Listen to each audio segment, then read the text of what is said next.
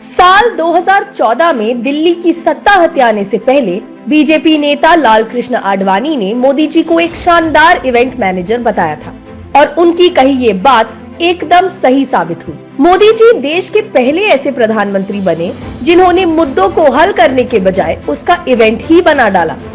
नोटबंदी से लेकर लॉकडाउन तक और महंगाई से लेकर मणिपुर तक, जब भी जनता ने उनसे सवाल पूछे तो वो या तो कोई विदेशी इवेंट ज्वाइन करने निकल गए या फिर देश में ही इवेंट करवाकर उनका ध्यान भटकाने में लग गए। लेकिन हम आपको अब उनकी इवेंट बाजी का शिकार नहीं होने देंगे।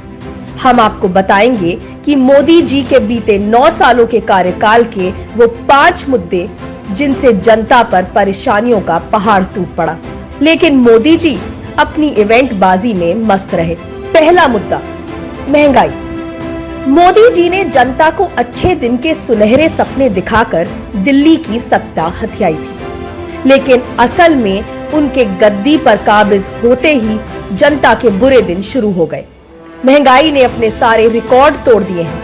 कांग्रेस के कार्यकाल के वक्त जहां मात्र 20 रुपए में प्याज, टमाटर और आलू आराम से मिल जाता था, आज 20 रुपए में उसे एक सब्जी भी नसीब नहीं हो पा रही है। सब्जी विक्रेता भी अब किलो नहीं पाव का हिसाब ग्राहक को बता रहे हैं। उनमें से कुछ तो रामेश्वर जी जैसे हैं जिनके पास लाचारी के आंसुओं के अलावा मोदी जी ने कुछ छोड़ा ही नहीं। दूसरा मुद्दा, रोजगार।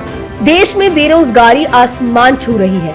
45 साल का बेरोजगारी का रिकॉर्ड टूट चुका है। मोदी सरकार कई लाख पद खाली होने के बावजूद नौकरी ही नहीं दे रही है। स्टार्टअप इंडिया मोदी सरकार में स्टार्ट ही नहीं हो पाया। गब्बर सिंह टैक्स यानी जीएसटी के कारण 20,000 से अधिक छोटे और मध्यम स्तर के कारोबार बंद हो गए, जिससे लाखों लोग बेरोजगार हो गए। जीएसटी लागू होने के बाद कारोबारियों की आत्महत्याओं की खबर से अखबार भरने लगे, मगर सरकार इवेंट करती रही और कहती रही देश में सब चंगा सी।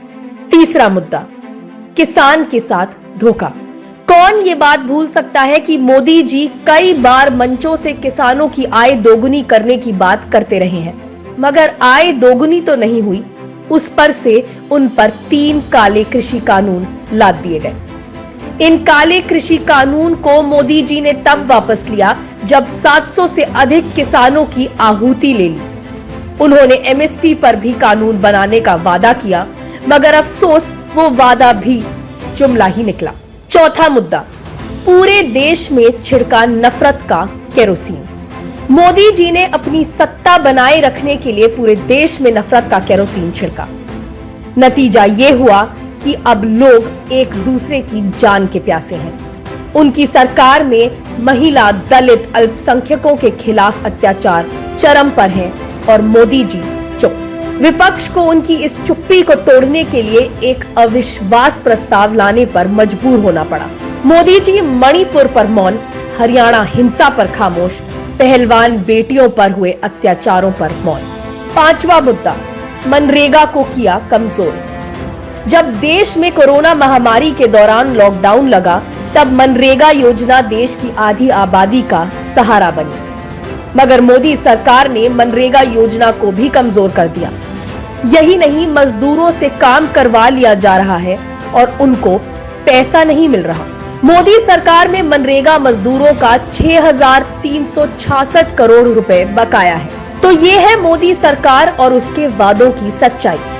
मोदी जी ने जनता के लिए पिछले 9 सालों में परेशानी पैदा करने के अलावा कुछ नहीं किया। जब सवाल हुए तो कांग्रेस की योजनाओं को नया नाम दे दिया।